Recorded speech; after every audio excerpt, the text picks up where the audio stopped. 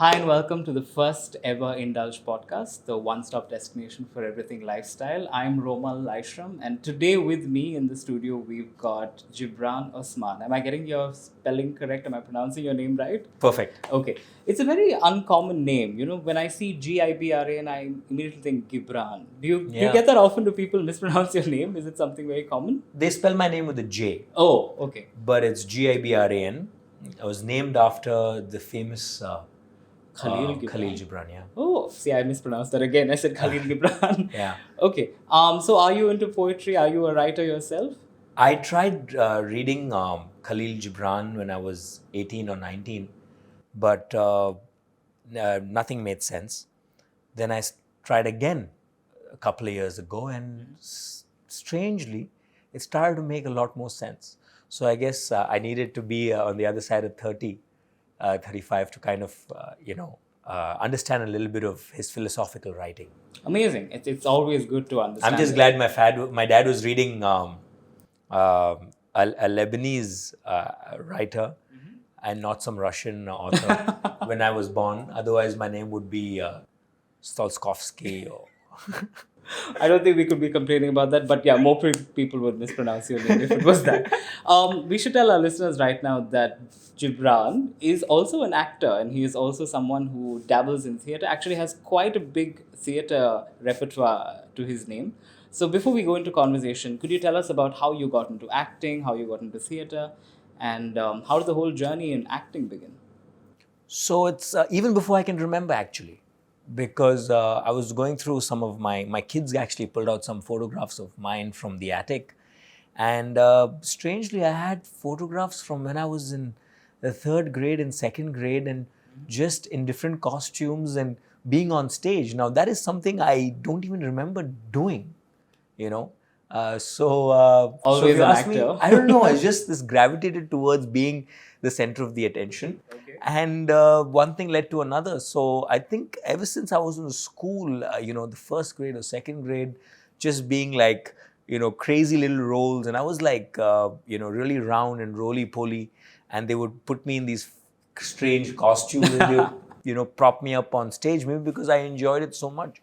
So I just kept doing it through school, through college, and then, just kept doing it, man. Just kept at it. And next thing you know, it's like, I've changed. Situations have changed, the roles have changed, the scenarios have changed, but I've just continued to doing what I do. The mediums have changed, and it's been an interesting journey. Okay, so which was the first role that you remember playing in school? How young were you? Well, through photographs, I can tell that I've actually played a Japanese tourist.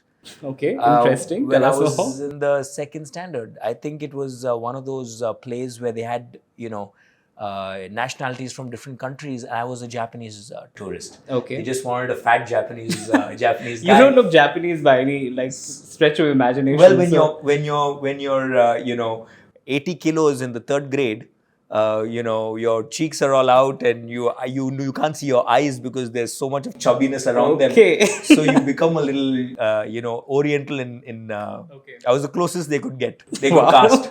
So I had a kimono on and a big Polaroid camera, and that was me being the Japanese tourist. Amazing, the perfect stereotype.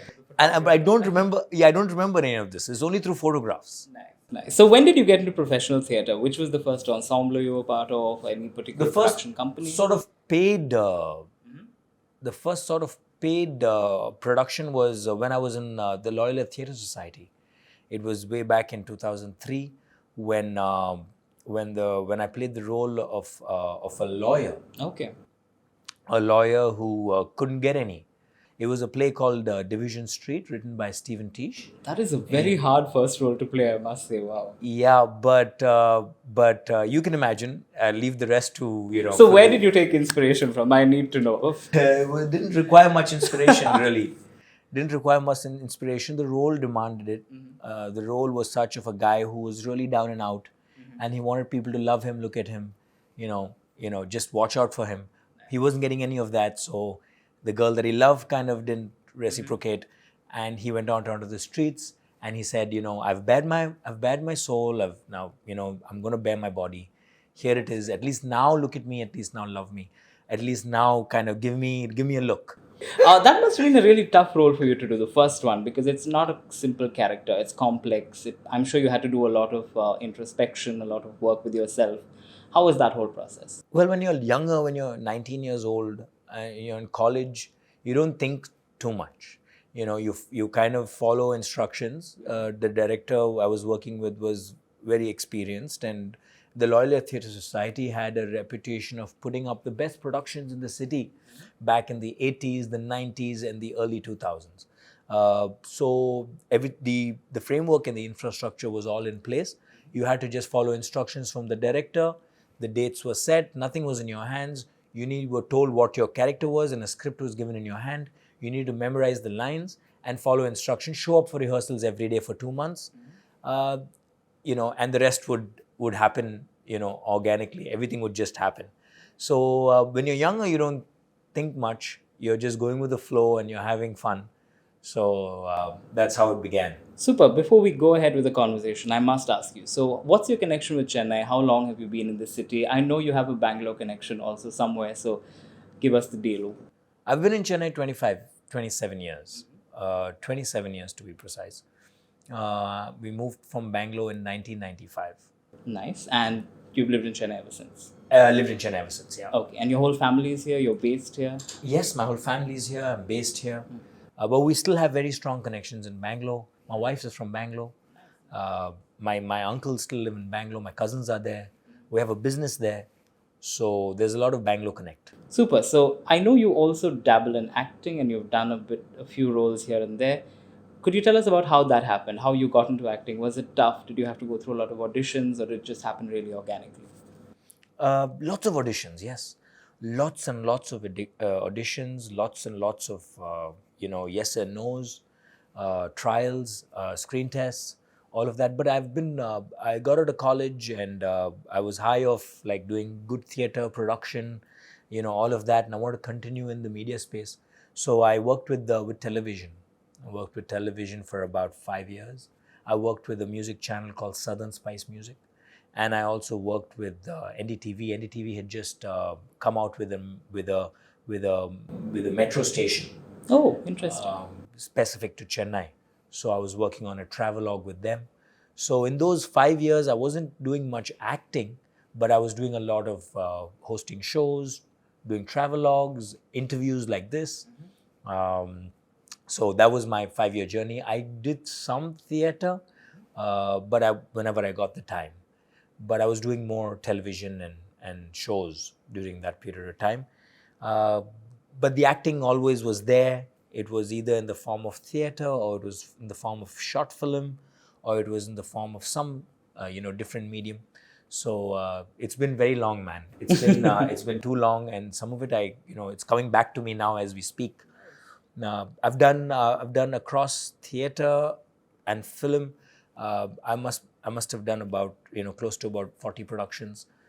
So it's been nice. I've worked with a lot of directors. It's very different when you're working with theatre and you're working with film. Absolutely. The timelines are very different. The requirements are very different. Being able to adapt with both. I'm just happy that I continue doing what I love doing, because I'm much better for it. I'm richer for it. Simply for it's transformed me as a person. Every single day I'm thankful that I kind of have this little craft of mine, which is so personal to me, which is my own, which I can choose to do in whichever way, whichever form, whenever I get a little time. It's super amazing to hear someone who's so passionate about his craft. But I'm going to quickly go back to films and then we'll go back into your theatre experiences. What was the first role that you bagged? How was that whole experience? A lot of people who are listening to us are in a city like Chennai or across the country and also want to dabble in acting and theatre. So I guess if you could share your first experience, it'll be a great inspiration to a lot of people. The first short film that I did was with a national award-winning director. Her name was Janaki Vishwanathan. Okay. She won a national award for a children's film that she did in 2007. And then she was doing this film called Nanum Avargalum. It was a film about 3 characters and their dialogue with the person who's writing their destiny. Oh, nice. So a person is writing their destiny and they're having a dialogue. Just imagine, you're writing my destiny and I'm sitting and talking to you and be like, okay, so this is what I want. This is how I want it done. And the person is actually obliging. But when, things you don't have happen the way that you plan and, things go the other way. Or when they do, it's not meant for you. When you kind of force a situation, it's not meant for you. And then you find out, oh my God, I shouldn't have. Sometimes when you try to wrestle with your destiny and, and then it kind of comes back to bite you in the bum. So that was the whole, it was way ahead again. I was 22. Wow. Okay. And I had to deal with such a heavy subject. Yeah. And wrapping your head around something like that at that age. You clearly don't want to deal with simple subjects, do you? No, in a sense, that's the thing with alternative cinema. Absolutely. That's the thing with alternative cinema. There's someone writing stuff that's meant for a parallel stream. And they're looking to cast. They want actors who don't charge that much because they're putting something out there that's that alternative. So I'm willing to kind of put myself out there, give my time, give my effort. So I'm just saying, from an actor's perspective, to wrap your head around something like that, you need to have understood the subject matter a little more. So then you kind of sit with the director and you kind of find out what she's written, how she's written, what she has, and that's how you build your character. Yeah. So it was something that we did. We shot over a period of 10 days. And we were kind of shooting in a very sort of a guerrilla way, because we would just go out with the camera, pull up in an Innova. We needed to shoot in a train one day. And, you don't have the budget to stop like the train and figure out, work with the station officials and work with the... So you just, get on an electric train and you start shooting. And you shoot with... And the next thing you know, you've got a live...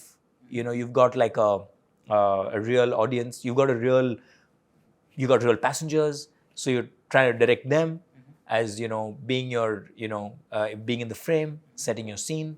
So it's amazing that, so much was done. And that film was actually, screened, it was viewed, it was appreciated and well received. Janaki is one of the most, she writes very deep subjects. She thinks a lot. She's one of the most intellectual writers.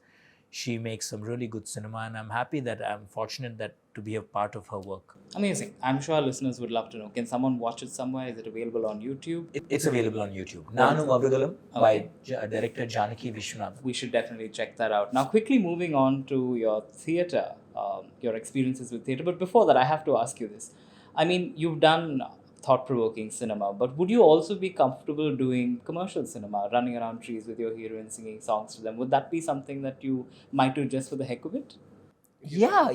It's all for the craft. It's at the end of it, everything comes down to the way you perceive it. So it's about how the director perceives that particular role.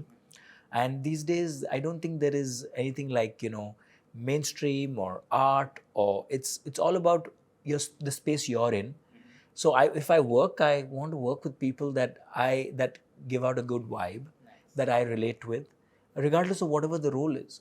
But if their intent is fine, their intent is good, and they've got like a good subject that they really want to put out, they want to say a story that they really want to that they mean well about, I would love to work with them. I in fact worked with the commercial, the commercial film one of the biggest ones that I've done is a film called Bale Pandya. Oh, yes. It was great music. Yes, very nice. Deva Nekambram. Yep. With the musician, one song called Happy. Yes, I totally. Those are it's an a cappella piece. It's Lovely an a cappella song. piece. There are no instruments at all. And if you actually listen to that song, it's beautiful. It's one of my favorites. So yeah, so Deva Nekambram, credit to Deva Nekambram for that.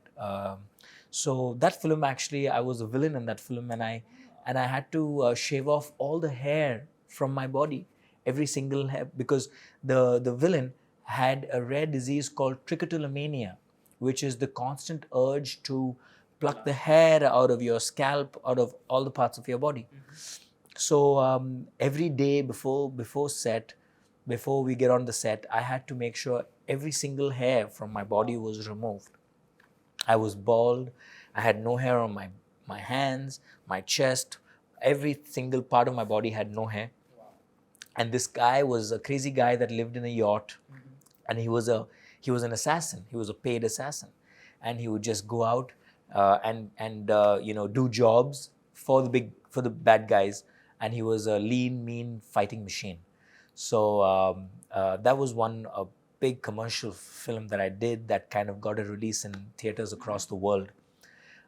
It's all adds to the but cinema per se is more of a director's medium, because there's so much camera, there's so much post-production, there's so many other elements that go on the periphery of your job. A lot of that is in the hands of the director, is in the hands of the screenwriter, is in the hands of the editor, is in the hands of the post-production. Whereas theatre is more an actor's medium, because there is very little between the audience and that actor. The space is just it's yours, you and the audience. So that is the big difference. And I feel theatre is very, very difficult compared to cinema, because there are no takes. So that's why when you actually meet directors, even in film, they have a lot of regard and a lot of respect for actors that come from the theatre space, because they know how difficult it is. They know the kind of preparation and involvement it requires, versus, you go to cinema, you stand, and then the camera rolls, and then it's a cut. And then you want to do it again, you can do it again. And then don't worry, we'll take another angle. So if you're finding it a little difficult, there'll be another angle, and there'll be another suggestion. True. And so much can be done in post-production. In fact, we shot in COVID, and I couldn't make it for 1 week because my dad had COVID. So, and the rest of the production was waiting. They shot the whole thing without me being there, just me being in suggestion. And then I went 1 week later and shot like Shah Rukh Khan, where they just took my shots, like chuck, back to back. That's something you can't do with That's theatre. something you can't do in theatre. Absolutely. It's something you can't do in theatre. It's very, everything has to come together at the same time. So, but we also shot, and that film came out, looked really nice. We couldn't tell. Yes, we could have avoided that. I would have liked to have been there through it all, through my suggestion shots. But certain things were unavoidable during COVID. Totally understandable. On that very poignant note about method acting and things like that, let's boomerang back to you being an actor now. So you've done 40 productions or so, you said earlier. At some point, did you think you want to stop being the actor and start being a director or a playwright or something like that? Or you're quite happy in the role of an actor? Oh my God, Yeah, so just giving time to figuring out your one character takes so much out of you, especially I work as well. I have a day job. I am responsible for a business I run. And then taking time off and, working on a character itself is hard. You can imagine now if you're responsible for like a cast of, 4 or 5, and then figuring out each of their characters and then writing maybe if it's already a written script to kind of figure out direction, movement, sound, lights. I don't think I have the energy for it, man. It requires a lot of work. Not right now. Okay. Not right now. I've never thought about it also, because it's very, very consuming. It consumes you physically, mentally, emotionally, and I'm happy that I'm able to give that time now to just being an actor, figuring out my character, and just doing justice to that. Doing that itself for me right now is great. So if I can continue doing that and keep getting better at it, I would just like to do that. Nice. Now, when you spoke about your experiences in film, you said a lot is left to the director. Because it's a visual medium, you can do shots like you just spoke about it, like just shoot your parts and shoot someone else's later. But when you're doing theatre, it's a lot about reaction, it's a lot about feeding off someone's energy. So as an actor, does a director play a very huge role in what you're going to perform on stage, or is it a personal journey for you and that character? How different are the mediums? Yeah, so as a director in the theatre space, will be like, okay, I want this is your set. And I want you to, these are the moves that I want you to make, because this is how I see it flow. He's designed the set, he's designed the play in his head. But as far as the actor is concerned, he loses control after he's told you what he wants. it's completely left to those group of actors, that set of actors that are on stage who are going to enact it, who are going to play it out. It's not in his hands at all. So just this play that I did. What was it called, by the way? What was it called? Fragments. Nice. Okay. It was called Fragments, and it was written by Murray Shishgal. And that play, I had to throw. It was a coffee mug just like this. With coffee in it? It was supposed to be coffee, but we just put water, warm water, you can say. And I get annoyed. I'm very angry with my co-actor, and I take this warm water and I'm supposed to splash it on his face. And on stage, first show that we're doing for an audience, how often does it happen? The mug breaks. It just breaks. It breaks and the mug just crumbles and falls to the ground. And all I'm left with in my hand is the handle. And right there, we have to improvise.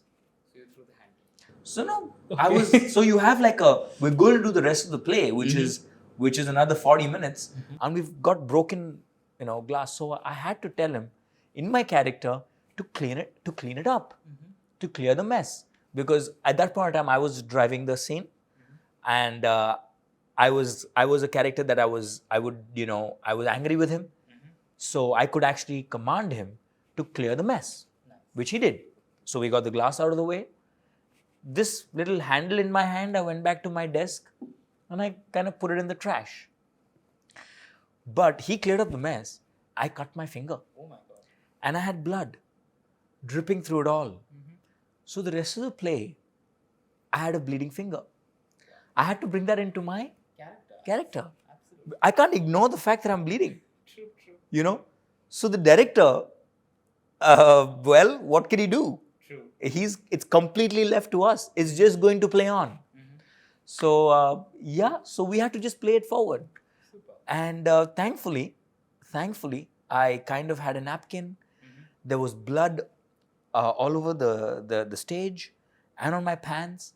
But thankfully, I was able to wrap it up and continue with the play. I'm sure if I was in that audience, I'd be like, wow, what acting. So amazing. Because at the end of the production, they all thought that was actually supposed to happen. Brilliant. And I was like, no, that wasn't supposed to happen. But they were like, oh my God, how did you actually do that? How did you plan that? I was like, no, that just happened. It just broke. But if you go on to try and choreograph something like that, it'll take you 5 days to figure something like that out. But it just happened and we went on with it. And people actually thought it was part of the production. Super. On that amazing note, I think it's time to remind our listeners that this is the Indulge Podcast. This is episode 1 with me, Romal Laisram. Why I missed my own name, Romal Laisram. And with me today is Gibran Osman, and we're talking about his career as a theatre artist, as an actor. And now we're going to figure out something more about his life. You also come from a family that does bespoke suiting and fashion and stuff like that. Tell us a little bit about that. How interesting is that? Your day job, as you called it. Yeah, so we're actually traditionally a family of tailors. We make suits for men. That's something my dad did, my granddad did. So we make suits for men. We've got studios in Chennai and Bangalore, and we go by the name Studio Basam. So we do very personalized suiting, and we make shirts, trousers, sherwanis for men, and for women. Is that something that has always intrigued you? Are you someone who's inclined towards sartorial, dressing up men and things like that? Yeah, I'm usually acting through it all. Wow, actor in life and actor on stage. Yeah. You've got to kind of the show must go on, and it's something that's very sort of personal. When someone comes to you, they kind of want to transform themselves and put up the best version of themselves. So we kind of get together, put our heads together, and we kind of make that happen for them. So yeah, it's something that I've grown up watching. Ever since I can remember, we've been in and out of our dad's store, where he was doing this, working with fabrics, working with tailors, cutting, pattern making, finished suits, trials, deliveries. So it's something that's kind of just inborn. It's in our blood. So it came very naturally to me and to my brother. So we kind of continue the legacy. It's a legacy. It was a choice. I go into full-time acting or to give up this legacy. And I said that, this is a legacy that we cannot let go of. It's something that we are very proud of. And if I kind of let go of it, it would have stopped. So at least, now I have a son, and I hope that he kind of carries forward this legacy in some way or the other. Absolutely. It's changing. The dynamics are changing. He can do it in whichever way or form that he wants to do it in. But it's something that it's a beautiful trade. It's a beautiful craft. That again is art. Absolutely. Absolutely. And it's a beautiful trade. It's a beautiful craft, and I hope that me and my family can carry it forward. So they say an artist can see art in everything, and I think you're living proof of that. Would you also want your son, as you spoke, to also get into theatre? Do you think it will be something that would enrich his life? I don't know. I don't know because they're so different. In things that they see, in things that they know, in things that they want. It's very different. It's very early. My son is only 3. My daughter is 6. They might take other things. They might fancy other things. I'm not going to. I can. Yeah, but they come for my plays. They come for the plays that they allowed to come and watch. They watched films that they allowed. That's suitable for their age. So they enjoy it. That's all I can take home from that. But going forward, yeah, definitely, I would love it. I would love it for them to take the stage or acting or even direction. One day they can direct me. Super. Nice. Okay, so we've discovered the actor side of you. We've discovered your background in films. We've also spoken about the business, your day job, as you call it. But what is the other side of Gibran that we don't know? What do you do otherwise? What else do you consider your passions in life? What else keeps you occupied when you're bored, when you have a moment of solace? What do you do? Oh man, it's a full-on paranoia and overthinking. Okay. Because there's so much to do, and one thing onto another. So there's always something to get ready for, always something to prepare, and an actor is only as good as his preparation. Absolutely. An actor prepares. You have to prepare. So a lot of time of mine, I'm never bored. I'm never bored. There's always something to do, which I'm grateful for. I'm very, very thankful for. There's never a dull moment in my life with the family. So yeah, whenever now... You say that very bleakly though. There's never a dull moment in my life. Yeah, there's never a dull moment in my life. And most of the time that I get when I'm not doing theatre or acting or at work, I kind of quickly rush and I give that to my family. Oh, nice. Because those are precious. Those are precious moments. So I just spend time with my family. I don't socialize, or I don't get time to. I love to meet my friends and go out and hang out. I don't get too much time, but you can't have everything. So I try and bring my friends to come and watch my plays, bring them into the studio, make clothes for them, or send them tickets to come and watch my movies or watch my plays. So I kind of make it up that way. Or bring them in, tell my friends to come work out with me. So, so I can kind of at least hang out with them. But as far as clubs are concerned, hanging out, I used to do a lot of that when I was younger. Now I give all my free time to my family. I see that as my priority. So that's what I do in my free time. In my free time, I'm with my family. Okay, on that beautiful note on family, now let's get to know the real Osman. I'm going to call you by your second name. I hope you're okay with that. Perfectly fine. I'm going to quickly ask you a bunch of questions and you need to be super honest with me about these, okay? If you weren't an actor, what do you think you would be? I would be working in my tailoring studio. And if you weren't doing that? I would be... Taking too long. Okay, next question. Which vegetable do you think you resemble the most? The thing is that, going back to your first question, actually. Wow, okay. That's one of the things, as an actor, you can be whatever you want to be. That's the beautiful part. Nice. You get that. So you can be like, I've played a doctor. Okay. I've played a doctor for a TV show for Z. So my parents were like, you should have become a doctor. I was like, there. I was a doctor. Yeah, what more do you want? I was a doctor for a TV show. It was 4 days of proper orientation where you learn about the clinical side, the administrative side, and you're a doctor. Day in and day out, you go into a set, which is like a hospital, and you're playing a doctor. There. What more do you want? Fine, I'll take that answer, but this is rapid fire, Gibran. Oh, it's rapid fire, sorry. Okay, which vegetable do you resemble the most and why? A brinjal. Why? Because I'm kind of narrow on the top and wide at the bottom. Do you like brinjals particularly? Yes. What is your favorite brinjal based dish? We make a brinjal ka bharta, like a bangan. Nice. Bangan ka bharta, which is a deadly combination with biryani. Yum. So it's more like a gravy-ish or dry? It's a semi. Nice. Okay. What is your spirit animal and why would you choose it? Cat. Okay, and why? Grown up around them all my life. Nice. So you they are keep a to themselves. huge cat person? Huge cat person. Cats over dogs any day? Cats over dogs. Love you already. Okay, next question. What do you first thing you do when you wake up in the morning? I Honest answers. hug my kids. Lovely. And what's the last thing you do before you sleep at night? Hug my wife. Very nice. Okay. Who's your favorite actor and why? Well, my favorite actor, there are too many of them. Mm-hmm. There are too many of them. But my favorite actor would be, I'm going to name Om Puri. Nice. Yeah. Because some of the roles that I've seen him in have been very inspiring. Absolutely. You know? One role that really stuck with you rather. He played a movie, he played a role as a major in a movie that I can't recollect. Mm-hmm. But really, really inspiring role. Very nice, very powerful performance. Mm-hmm. So yeah, Om Puri.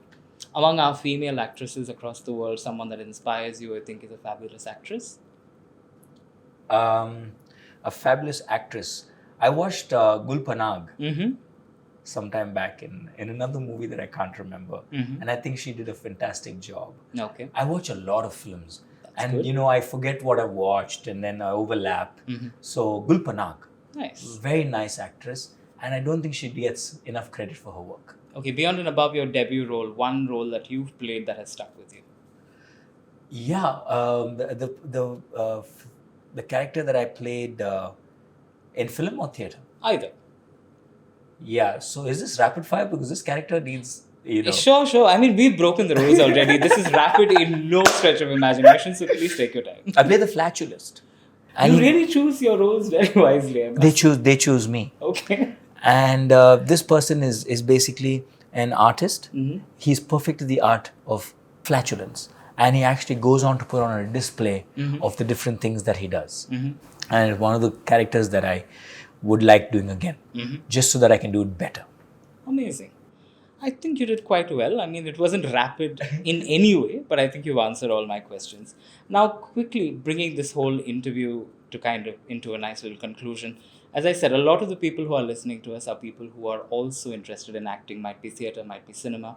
What is the kind of, a message you can give them? What is the kind of motivation that you can give someone who's stuck in a rut and not able to, reach out to the right kind of directors or casting agents or whatever? How did you tackle the situation and finally find these roles? So what are those small bits of wisdom that you can share with us? Yeah, actually, you have to do your bit. You have to keep at it. There's been a lot of rejections. I've, auditioned many times for big directors, but it's never worked. It hasn't worked. A lot of times it doesn't work out. So that can be can get you very demotivated. Well, the idea is to stay motivated and keep trying. Also, you have to prepare. And the only way you prepare is by doing work, because that's what keeps you, in the nick of. Because at the end of the day, acting is also a skill. You have to keep sharpening your skills. So whatever it is, every opportunity you get, don't wait for that one role. It's not working. I don't want to do it. Throw yourself into it. You'll learn something from it. And the whole idea is to learn. And if you don't get that role, maybe it wasn't meant for you. That's what I've learned to believe. Maybe there's something better in store for you. But the whole idea should be, keep at it. Keep walking, keep trying, keep going. Because you don't know when, you're going to find that role that's going to change your life, or it's going to make such an impact in your life that it'll change the way you look at things. I've just learned so much from the different roles that I've done, different characters that I've done. And it changes you for the person you are, the kind of work that you want to do, the way you perceive your work and the way you perceive life. Nice. So keep at it, keep trying, keep at it, and stay motivated by just enjoying your work and never stop. Super. Now, just before I let you go, one final question. What can we see you in next? What's your upcoming production, theatre, cinema, anything where our listeners can kind of get a glimpse of your work? As far as theatre is concerned, I haven't started a production. I just finished one in July, and it was called Fragments, I was talking to you about. That was my last theatre production. As far as cinema goes, I just finished shooting for a short film called Bina Rai, which is in the post-production stages and should be out on YouTube. So in fact, will share the YouTube link as well on this podcast if that's possible in any way. And you can actually watch the film. It's black and white. It's called Bina Rai, and that is something you can actually watch. Amazing. We'll definitely share that link on our website. That's indulgexpress.com. So listeners, do follow this space to find out more about what's happening around you in the world of lifestyle. And thank you so much for being our first guest on the Indulge podcast. Thank you so much. It was such a pleasure talking to you, Gibran. I hope you had as much fun as I had during this conversation. Thank you, Romal. It was a fun conversation. Brought back a lot of memories, brought back a lot of thoughts. I actually enjoyed doing this, having this little chat with you. And I'm the first one. You are our debut. Do you also know that I used to write for the Indulge? Wow. Tell us a little bit more about that. Why did you stop? It was a night out column. Oh, okay. Nice. Now you know why I stopped. As in I was forcing myself to go out. And I was like, man, I don't want to go out every 3 times a week. So, and then I got busy. So then I had to kind of... But I hope you haven't given up on writing, because once you have the craft, you should never let go of it. Actually writing, sitting down and putting thoughts down to paper, that's something I need to do a lot more of. Because I would love to read the book, The Life of This Gibran. So I think that should be the name of your book. On that wonderful note, thank you guys for tuning in to the first ever Indulge podcast. We'll be back every week with wonderful conversations with different people from different parts from the world of lifestyle and entertainment. This is me, Romal Laisram, and this is us saying bye. Bye-bye. Bye-bye.